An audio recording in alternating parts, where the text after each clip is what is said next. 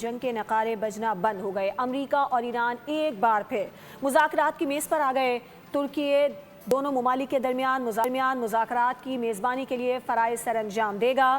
ایرانی صدر نے قومی مفادات کے تحفظ کی شرط پر مذاکرات کی اجازت دی ہے۔ امریکی صدر بھی مذاکرات پر رضامندی ظاہر کر رہے ہیں۔ جنگ کے نعرے بجنا بند ہو گئے۔ امریکہ اور ایران ایک بار پھر مذاکرات کی میز پر آ گئے۔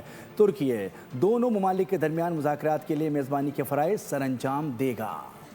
جنگ کی آگ تھم گئی، مذاکرات کی راہیں ہموار ہو گئی۔ ایران امریکہ مذاکرات طے ہو گئے۔ اہم بیٹھک کی میزبانی استنبول کرے گا۔ 6 فروری کو مذاکرات دوبارہ امریکی خصوصی ایلچی اسٹیو وٹکوف اور ایرانی وزیر خارجہ عباس اراغچی شرکت کریں گے۔ ایرانی صدر مسعود پزشکیان نے قومی مفادات کے تحفظ کی شرط پر مذاکرات کی اجازت دی ہے۔ امریکہ نے بھی مذاکرات پر رضامندی ظاہر کی ہے۔ ٹرمپ نے کہا مذاکرات کامیاب نہ ہوئے تو سنگین نتائج سامنے آ سکتے ہیں۔ مذاکرات ایران کی ایٹمی پروگرام اور علاقائی کشیدگی کم کرنے کے لیے ہوں گے۔